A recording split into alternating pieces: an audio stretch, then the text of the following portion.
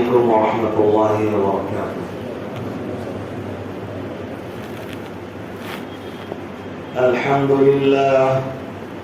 الحمد لله نحمده ونستعينه ونستغفره ونؤمن به ونتوكل عليه ونعوذ بالله من شرور أنفسنا ومن سيئات أعمالنا.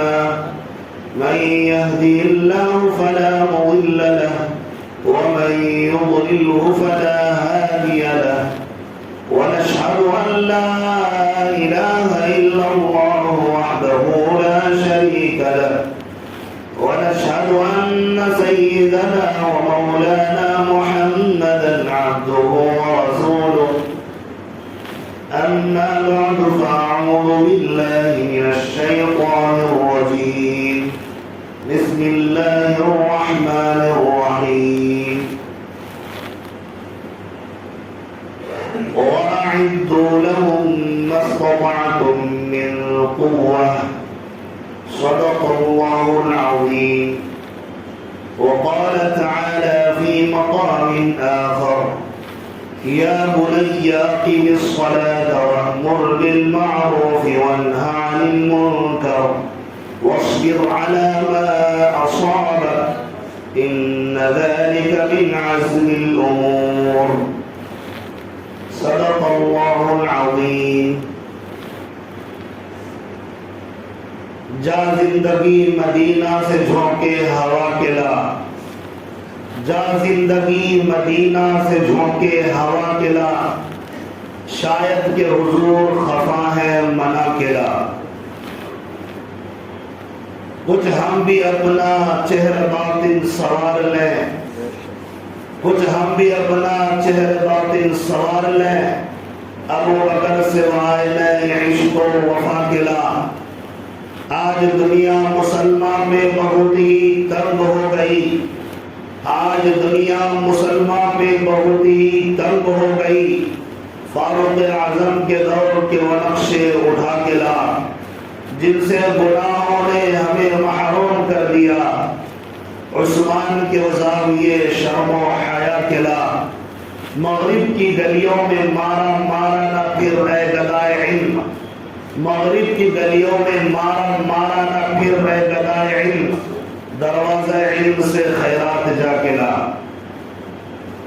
میرے واجب الاحترام بزرگوں اور بھائیوں اور اسلام کے دلیل فرزندوں اور عزیز نوجوان دوستوں، اللہ تبارک و تعالیٰ کا انعام اور اکرام ہے کہ اللہ تبارک و تعالیٰ نے کروڑوں بندوں میں سے چھانٹ کر اللہ تعالیٰ نے ایمان کی دولت عطا فرمائی ہے. ہمیں ہمیشہ یاد رکھنا چاہیے کہ ایمان کی دولت سے بڑی کوئی دولت نہیں ہے. ایمان اگر کسی کے پاس موجود ہے اور دنیا موجود نہ ہو تب بھی خوش نصیبی کی بات ہے. اگر کسی کے پاس پوری دنیا کی دولت اور بہت سارے سونے چاندی ہیرے جواہرات موجود ہیں، ہر چیز کی فراوانی ہے، لیکن اگر ایمان کی دولت نہیں ہے، اللہ کی قسم اس سے بڑا بدنصیب اس زمین پر کوئی نہیں. بہت بڑی بدنصیبی ہے ان انسانوں کی جن کو اللہ تعالیٰ نے ایمان نہیں دیا، یا اللہ تعالیٰ نے ان کو توفیق دی لیکن وہ توفیق کو حاصل نہ کر سکے. یعنی اللہ تبارک و تعالیٰ نے ان کے سامنے ظاہر کیا اسلام کی حقانیت کو، اسلام کی اہمیت کو، اسلام کی عظمت کو، ایمان کی اہمیت کو، لیکن یہ بدنصیب اور محروم بندے دنیا کی خواہشات میں پڑ کر ایمان کو نہ اپنا سکے. خدا کے دربار میں بے ایمان اور کافر مشرک سے بڑا مجرم کوئی نہیں ہے. جو اپنے رب کا انکار کر دے، جو اپنے خالق کا انکار کر دے، جو اپنے مالک کا انکار کر دے، جس نے اس کائنات کے نظام کو سجایا ہے، جس نے اس کائنات کے ذرے ذرے کو بنایا ہے، جس نے آسمان کو بنایا، زمین کو بنایا، اللہ تبارک و تعالیٰ نے سمندروں کو بنایا، پہاڑوں کو بنایا. افسوس صد افسوس جب ہم نے اسی کو ماننا چھوڑ دیا. جب ان کائنات کے نظام کو اللہ تبارک و تعالیٰ نے سجایا، اس میں ہمیں بھی اللہ نے پیدا کیا. اللہ کی قسم، اللہ تبارک تبارک و تعالیٰ کے علاوہ کوئی طاقت نہیں جو انسان جیسی چمڑی تو دور کی بات ہے، انسان کے جسم میں جو بال ہوتے ہیں اصلی بال وہ بھی پیدا کرنے کی طاقت رہی ہے۔ فل ہو گیا ہے نہیں گیا تو باہر لوگ آ رہے ہیں مسجد کے اندر، ان سے گزارش ہے اندر نہ آئے، اندر جگہ فل ہو گئی ہے، اس کا خیال کر لیجئے۔ جہاں تک میری آواز جا رہی ہے ان سے گزارش ہے وہ باہر ہی رہے، اب اندر تشریف نہ لائے، اندر جگہ فل ہو گئی ہے۔ اور جب آپ دیکھیں باہر والے لوگ کہ لوگ اندر جا رہے ہیں تو ان کو پیار سے روک دیں، بھائی اندر کو جگہ نہیں، آپ رک جائیں۔ تو بہرحال اللہ تبارک و تعالیٰ نے ایمان کی دولت کو اتنا قیمتی بنایا کہ اگر ایمان کے صرف الفاظ کو ادا کر لیا جائے، لا الہ الا اللہ ایک مرتبہ کیا جائے، پیارے آقا صلی اللہ علیہ وسلم نے فرمایا یہ کلام اتنا وزنی کلام ہے، یہ ایمان والا کلمہ طیبہ اتنا وزنی کلمہ ہے، قیامت کے دن اللہ تبارک و تعالیٰ جب اس کا وزن کریں گے، پوری کائنات اور کائنات کی چیزیں ایک طرف رکھ دی جائیں گی اور کلمہ طیبہ کو ایک پلڑے میں رکھ دیا جائے گا، تو وہ پلڑا جس میں کلمہ طیبہ ہوگا، کلمہ ایمان ہوگا، جس میں توحید کی صداقت موجود ہوگی، رسالت کی گواہی موجود ہوگی، وہ پلڑا جھک جائے گا جس میں ایمان موجود ہے، کلمہ لا الہ الا اللہ، یعنی اللہ کے سوا کوئی عبادت کے لائق نہیں، کوئی معبود نہیں، یعنی اگر ہم نے اس روئے زمین پر کسی کی ماننی ہے تو وہ اللہ کی ماننی ہے، اللہ کی اطاعت کرنی ہے، اللہ کی فرما برداری کرنی ہے، اسی کا نظام چلے گا، دنیا فساد سے دور رہے گی، دنیا فتنوں سے دور رہے گی۔ اگر اللہ کے حکموں کو ٹھکرایا گیا، اللہ تبارک و تعالیٰ کا خوف دل سے نکال دیا گیا، دنیا میں فساد ہوگا، فتنے وجود میں آئیں گے۔ یہی وجہ ہے جو متقی بندے ہیں وہ اللہ تبارک و تعالیٰ کے خوف سے فتنہ نہیں کرتے، فساد نہیں کرتے۔ جو اللہ تبارک و تعالیٰ کو نہ مانے، اللہ تبارک و تعالیٰ کا خوف نہ رکھے، تب جا کر دنیا کے اندر فساد برپا ہوتا ہے، فتنے وجود میں آتے ہیں۔ اللہ جانتا ہے انسان کو کیا کرنا چاہیے، یہ انسان نہیں جانتا مجھے کب کیا کرنا چاہیے، یہ اپنے اعتبار سے سوچتا ہے۔ یہی وجہ ہے کبھی اس سے ظلم ہوتا ہے، کبھی اس سے گناہ ہوتا ہے، کبھی اس سے کسی کی بے عزتی ہو جاتی ہے، کبھی زناکاری ہو جاتی ہے، کبھی ڈاکہ ڈالنے لگتا ہے، کبھی چوری کرتا ہے، کبھی دھوکہ دیتا ہے، کبھی جھوٹ بولتا ہے، اس لیے کہ اللہ نے قرآن میں کہا میں نے انسان کو بنایا انہ کان ظلوما جہولا، یہ انسان ظالم بھی ہے، یہ انسان جاہل بھی ہے۔ کیوں؟ اس لیے کہ جب یہ پیدا ہوتا ہے اس کے پاس قرآن کا علم نہیں، حدیث کا علم نہیں، اور جن کے پاس قرآن اور حدیث کا علم نہ ہو، چاہے وہ بچہ ہو یا بڑا ہو، وہ جاہل بھی ہو سکتا اور ظالم بھی ہو سکتا ہے۔ اللہ تبارک و تعالیٰ نے کتنی بڑی نعمت ہمیں عطا کی، اللہ ہمیں قدردانی کی توفیق نصیب فرمائے۔ آپ مرتے وقت دنیا کے سب سے بڑے مالدار ہو کر مرو، لیکن ایمان کے بغیر مرے، اللہ کے یہاں آپ کی 2 ٹکے کی بھی حیثیت نہیں ہوگی۔ اور اس وقت میں آپ چاہو گے میں دنیا میں 1 منٹ کے لیے لوٹا دیا جاؤں، 1 سیکنڈ کے لیے لوٹا دیا جاؤں اور کلمہ لا الہ الا اللہ پڑھ لوں، 1 سیکنڈ کی بھی مہلت نہیں دی جائے۔ اور ایک آدمی جھوپڑی میں وقت گزارتا تھا، دنیا کی کوئی چیز اس کے پاس موجود نہیں، جب مرا تو خالی ہاتھ تھا، اور اس کے پاس لیکن ایمان کی دولت تھی۔ اللہ کی قسم وہ اللہ کے نزدیک مالدار ہو کر مڑا۔ اس کی زندگی کیسی بھی گزری ہو، لیکن اللہ کی بارگاہ میں وہ مالدار ہونے کی حالت میں حاضر ہوا ہے، کیونکہ اس کے نصیب میں اللہ نے ایمان کی وجہ سے جنت لکھ دی ہے۔ اور جنت کی ایک ٹکڑے چھوٹے سے ایک کوڑا جو ہوتا ہے، نبی نے فرمایا ایک کوڑے جتنی جو جگہ ہوتی ہے پوری دنیا مل کر جنت کے اس حصے کا بھی مقابلہ نہیں کر سکتی جو ایک کوڑے جتنی جگہ ہوتی ہے۔ جنت کی پوری دنیا مل کر، پوری دنیا کی قیمت ایک طرف اور جنت کے اس حصے کی جو ایک گھوڑے کی جگہ ہے وہ ایک طرف، لیکن اس کی جنت کی اس حصے کی قیمت بڑھ جائے گی، اور اللہ تعالیٰ تو عام امتی کو، عام مسلمانوں کو 10 دنیا اتنی بڑی جنت عطا کرنے والا ہے۔ ایمان کی حفاظت کیسے ہوگی؟ اللہ جب بندوں سے پیار کرتا ہے، محبت کرتا ہے تو اس کو مواقع دیتا ہے، تو ایک موقع اللہ تعالیٰ سال میں رمضان کا ہی دیتا ہے۔ اس کی قدردانی نہ کرنے والا بڑا محروم القسمت ہے، اس کی بدنصیبی پر جتنا آنسو بہایا جائے کم ہے۔ ایک شخص رمضان آتا ہے اور رمضان کو سستی، کاہلی، لاپرواہی سے گزار کر چلا جاتا ہے، اس سے بڑا بدنصیب کوئی نہیں ہو سکتا۔ اتنا بہترین موقع اور ایک ماہ موقع اللہ نے دیا۔ سمجھدار انسان چاہے اگر تھوڑا ان کو موقع دیا جاتا ہے، غلطی ہونے کی بات سدھر جاتا ہے، اس تھوڑے موقع میں ارادہ کر لیتا ہے میں توبہ کرتا ہوں، آئندہ گناہوں کی طرف نہیں جاؤں گا، آئندہ شیطان کی طرف نہیں جاؤں گا، آئندہ دشمنان اسلام کی طرف نہیں دوڑوں گا، آئندہ اسلام کے دشمنوں اور اسلام کے خلاف کاموں کی طرف نہیں جاؤں گا۔ آدمی منٹوں میں، سیکنڈوں میں زندگی تبدیل کر لیتا ہے، اور وہ بدنصیب انسان ایک ایک ماہ گزار کر بھی وہی حالت جو بے ڈھنگی پہلے تھی اب بھی وہی حالت رہتی ہے۔ اب ان بے ڈھنگوں کی تو اللہ کے یہاں رسول کی کوئی قدر و قیمت نہیں۔ دنیا میں ہوگی، ہو سکتی ہے، لیکن اللہ کے یہاں نہیں ہے۔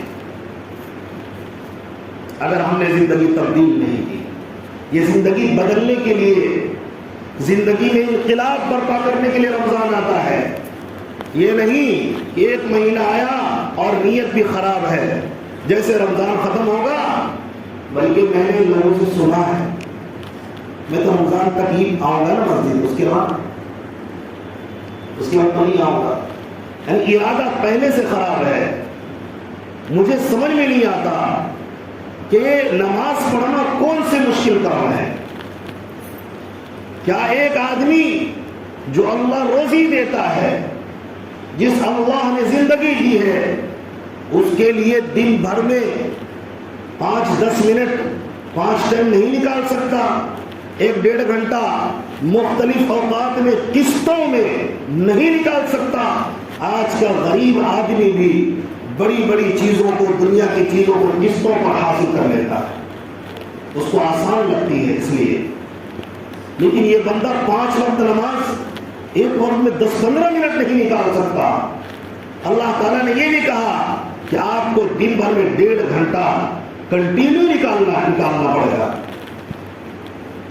بعض لوگ یہ سوچتے ہیں اور کہتے بھی ہیں، اللہ حفاظت فرمائے، اپنی منمانی سے کہہ دیتے ہیں، سوچ لیتے ہیں سب نماز ایک ہی ساتھ ہو جاتی، سب نماز اگر ایک ہی ساتھ ہو جاتی ہے نا، یہ جو 5 نمازوں میں آ رہا ہے یہ بھی کم ہو جاتا ہے۔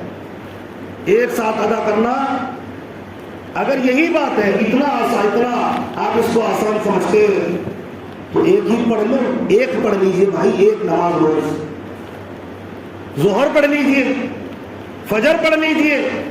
نہیں، وہی حالت ہے، ایک بھی نہیں پڑھیں گے۔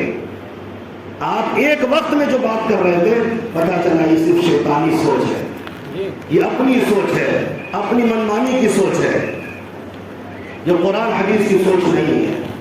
آپ چاہیں تو نکال سکتے ہیں، نہ چاہیں آپ کا دل گندا ہو چکا ہے، آپ بدنصیبوں میں شامل ہونا چاہتے ہیں تو بھائی آپ کے سامنے پورا قرآن پڑھ کر سنا دیا جائے، احادیث، ہزاروں احادیث سنا دی جائے، آپ اسی طرح رہیں گے، آپ تبدیل نہیں ہو سکتے۔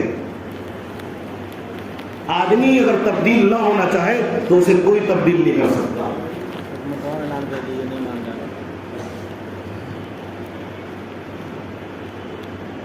معذر حاضرین، میں نے یہ بھی طریقہ بتایا کہ اندر جگہ فل ہو گئی ہے تو میں نے پہلے کہا کہ نہ آئے، پھر میں نے طریقہ بتایا جو گیٹ پر لوگ ہیں، جو گیٹ کے جسٹ باہر لوگ ہیں، وہ تو ہیلپ کرے نا، انتظامیہ کا ہیلپ کرے، مسجد میں آ کے دوسروں کو تکلیف دینے کا سبب نہ بنے۔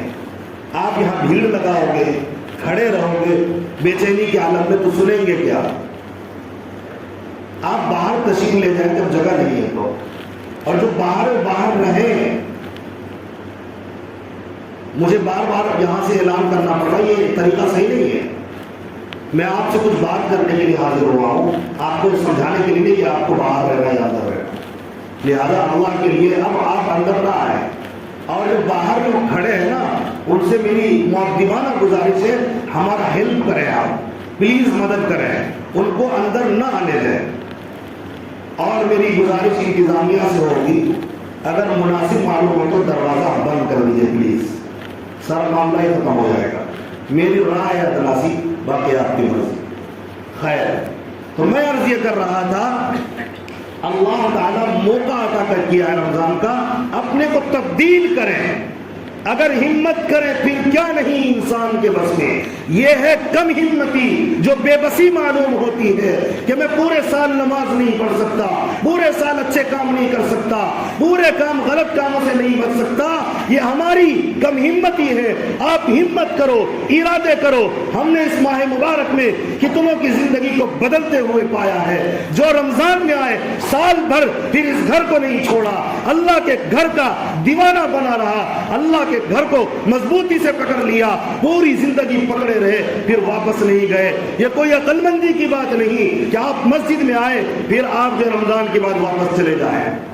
ایک پیغام تو میرا یہ ہے. دوسرا پیغام یہ ہے، بھائیوں، بزرگوں اور دوستوں، آپ جہاں زندگی گزارتے ہو، جس سرزمین پر زندگی گزارتے ہو، وہ سرزمین آپ کے لیے انتہائی قیمتی ہے. وہاں سکون سے رہنا اور سکون سے رہنے کی کوشش کرنا اور دوسرے کے لیے سکون مہیا کرنا یہ ہماری پیدائشی حق اور پیدائشی ذمہ داری ہے. الحمدللہ اللہ تعالیٰ نے ہمیں ہندوستان کی سرزمین پر پیدا کیا. ہندوستان کے ایک ایک حصے کی، زمین کے ایک ایک ذرے کی، ٹکڑے کی حفاظت کرنا سب سے پہلے ہماری اولین ذمہ داری ہے. ساتھ میں یہ بھی ذمہ داری ہے کہ یہاں بسنے والے ہر انسان سکون سے رہے، سلامتی سے رہے، عافیت سے رہے. یہ ایک انسان کی سوچ ہوتی ہے، فکر ہوتی ہے، بلند سوچ کی علامت ہے. وہ بدبخت، وہ انسان بدبخت ہے جو یہ تو سوچے میں ٹھیک رہوں، میں صحت کے ساتھ رہوں، میں ٹھیک سے رہوں، میں اچھا بن جاؤں، میں تمام لوگوں سے اچھے زندگی گزار لو، بھلے دوسرے لوگ مرے سڑے، ہمیں ان سے کوئی واسطہ نہیں. یہ قوم کے غدار ہیں، مجرمین ہیں، یہ انسان ہیں. انسانی چادر میں یہ انسان نہیں بلکہ حیوان ہو سکتے ہیں. جن کی یہ سوچ ہو میرا پیٹ بھر جائے، کتا یہی کرتا ہے. کتے کے سامنے روٹی ڈالو، چار کتے ہو، ایک کتا دوسرے سے چھینتا ہوا نظر آتا ہے، لیکن انسان کے سامنے جو انسانیت سے ہوگا، جس کے دل کے اندر انسانیت سے ہمدردی ہوگی، ان کے سامنے ایک روٹی رکھو گے وہ چاروں میں تقسیم کرے گا، ایک دوسرے سے چھینے گا نہیں. یہ چھیننے والی عادت کتوں کی ہوتی ہے. ہم کتے نہیں ہیں، ہم انسان ہیں. ملک و ملت کی حفاظت کرنا، قوم کی حفاظت کرنا، قوم کو آسانیاں پہنچانا ہماری ذمہ داری ہے. اور ایک بات ساتھ میں یاد رکھیے، ہمیشہ کے لیے یہاں کوئی بادشاہ نہیں، یہاں کوئی حاکم نہیں، بلکہ حاکم ایک ایک انسان یہاں ہے. ہر انسان، مرد عورت، اس روئے زمین پر کروڑوں انسان جو موجود ہیں، 125 کروڑ لوگ، یہ سارے کے سارے خود حاکم ہیں، خود حاکم ہیں، سب حاکم ہیں. یہاں کوئی بادشاہ نہیں، یہاں کسی کی دادا گیری نہیں چل سکتی ہے. اگر کوئی تصور کرتا ہے تو وہ ہندوستان کے آئین کے خلاف ہے. اس لیے کہ ہندوستان کا آئین کہہ رہا ہے، ہندوستان کے قوانین کہہ رہے ہیں کہ یہاں کا پبلک خود حاکم ہے. ہاں، سوال پیدا ہوتا ہے اگر حاکم ہے تو ہم سرکاری محکموں میں سارے کیوں نہیں ہیں؟ جی ہاں، ظاہر ہے کہ سارے تو نہیں کر سکتے، تو پھر کیا کرتے ہیں؟ ایک سسٹم متعین کیا گیا کہ اس کا حکومت کرنے کے لیے نمائندہ بنایا جائے، پارلیمنٹ بنایا جائے، اور اسی طرح ہر صوبے میں ودھان سبھا بنایا جائے. وہاں ایسے لوگوں کو بھیجا جائے جو ملک کے حق میں اچھی فکر رکھتے ہو، تو ان کو ذمہ دار بنانے کے لیے ووٹنگ کا استعمال کرنا، ووٹ دینا، یعنی اپنا حق ظاہر کرنا کہ میں اس آدمی کو پسند کرتا ہوں، لہذا اس آدمی کو ذمہ دار بنایا جائے، سرکار میں اس کو جگہ دی جائے۔ مختلف کام ہیں، مختلف کاموں کے لیے ہم الیکشن کرواتے ہیں، الیکشن میں ووٹنگ ہوتی ہے، پھر نمائندے منتخب ہوتے ہیں، پارلیمنٹ میں بیٹھنے والے یا صوبوں میں وِدھان سبھا میں بیٹھنے والے، یہ اپنے اپنے اعتبار سے قوم کے ایک ایک بسنے والے مرد عورت کی، بچوں کی حفاظت کرنا اور اسی طرح ان کے حقوق کا ادا کرنا اور حقوق کی نمائندگی کرنا ان لوگوں کا، ان نیتاؤں کا کام ہے، ان کی ذمہ داری ہے۔ اور جو ذمہ داری ادا نہیں کرتے، ووٹ لے کر ذمہ داری ادا نہیں کرتے، حق مار کر کھاتے ہیں، یہ سارے حرام خور ہیں، اللہ کے دربار میں پکڑ ہوگی۔ اور یاد رکھیے، ظلم کی آندھی زیادہ دنوں تک نہیں چلتی۔ اگر کوئی نیتا بن جائے، وہ یہ سمجھے مجھ پر قوم نے بھروسہ کیا ہے، میری ذمہ داری ہے کہ میں اس ذمہ داری کو صحیح ادا کروں۔ اگر ہم نے صحیح ادا نہیں کی، آپ چند دنوں تک لوگوں کے حق کو مارو، لوگوں کے لیے کام نہ کرو، سستڑ بنے رہو اور اپنے لیے عیاشی کی راہ نکالو، خود عیاش بن جاؤ۔ یاد رکھو، اللہ مالک جو اس میں زمین کا مالک ہے، ایک وقت آئے گا اللہ آپ کو عذاب میں گرفتار کرے گا، آپ اللہ کے عذاب سے بچ نہیں سکتے، کیونکہ روایات میں آتا، نبی نے فرمایا جس پر ظلم کیا جاتا ہے اس کی آہ بڑی خطرناک ہوتی ہے۔ اگر وہ آنسو بہا دے، آہ کر دے، اللہ تبارک و تعالیٰ اور اس کے درمیان کوئی رکاوٹ نہیں ہوتی، اس کی آہ سیدھا اللہ تک پہنچتی ہے، عرش کو ہلاتی ہے، پھر اللہ کی طرف سے ان ظالموں کے خلاف فیصلہ ہوتا ہے۔ لیکن ساتھ میں ہم جو نمائندے منتخب کرتے ہیں، ایم پی بناتے ہیں، ایم ایل اے بناتے ہیں، اس میں ان کو بنانے سے پہلے، چونکہ ہم ہی نے بنانا ہے نا، بنانے سے پہلے ہماری یہ ذمہ داری ہے، آپ جب تک دل سے کسی کو اپنی مطلب پرستی کے لیے نہیں، ملک کے حق میں، لوگوں کے حق میں، شہر کے حق میں، گاؤں کے حق میں سکون پہنچانے والا، راحت پہنچانے والا، حقوق تقسیم کرنے والا، جب تک آپ دل سے نہیں مانو گے تب تک آپ کے لیے اس کو ووٹ کرنا یہ صرف مطلب پرستی کی بنیاد پر ہوگا، یہ قوم کے لیے نہیں ہوگا۔ اس لیے ووٹ کرتے وقت دیکھیں کہ کس کو میں ووٹ کر رہا ہوں۔ اور سب سے بڑی غفلت ہماری یہ ہوتی ہے، ہم میں سے دوسری جگہ کا تو پتہ نہیں، لیکن بہار کے اندر 40 سے 50% لوگ ووٹ ہی نہیں ڈالتے، یہ بھی مجرم ہے۔ جب ان کو کہا جا رہا ہے آپ گواہی دو کہ کس کو یہاں ذمہ دار بنایا جائے، گواہی کو چھپانا جرم ہے۔ اللہ نے قرآن میں کہا وَلَا تَكْتُمُوا الشَّهَادَةَ وَمَن يَكْتُمْهَا فَإِنَّهُ آثِمٌ قَلْبُهُ۔ یہ ووٹ ایک طاقت ہے، ایک گواہی ہے، سرکار میں کسی کو ذمہ دار بنانا ہے، اس میں غفلت کرنا یہ گناہ ہے اور جرم ہے۔ اس لیے اگر کوئی بھی ووٹ نہیں دیتا ہے قرآن کے مطابق، حدیث کے مطابق، یہ بات سمجھ لیں، یہ قرآن حدیث کے مطابق یہ گناہ گار ہے جو ووٹ نہیں دیتا ہے، چاہے وہ مرد ہو یا عورت ہو، یہ گناہ گار ہے جو ووٹ نہیں دیتے ہیں۔ اسی طرح ووٹ کو غلط لوگوں کو دینا، جس کے بارے میں پتا ہو یہ حقوق کو مارنے والا ہے، ظلم کرنے والا ہے، یہ کام نہیں کرے گا، بیٹھ کے پیسے کھائے گا، اس کو ووٹ کرنا غلط ہے۔ ذہن میں ایک سوال اور آتا ہے، سب ایسے کرتا ہے، ایک سوال آتا ہے نا، اس کا جواب بہت آسان ہے۔ جب سب ایسے کرتا ہے تو سب برابر تو ایسے نہیں کرتا، ان میں ہی کچھ ایسے لوگ ہوں گے جو کچھ نہ کچھ خیال کرتے ہوں گے لوگوں کا، پوری طرح سے فراڈ نہیں ہوں گے، پوری طرح سے حقوق مار مار کر کھانے والے نہیں ہوں گے.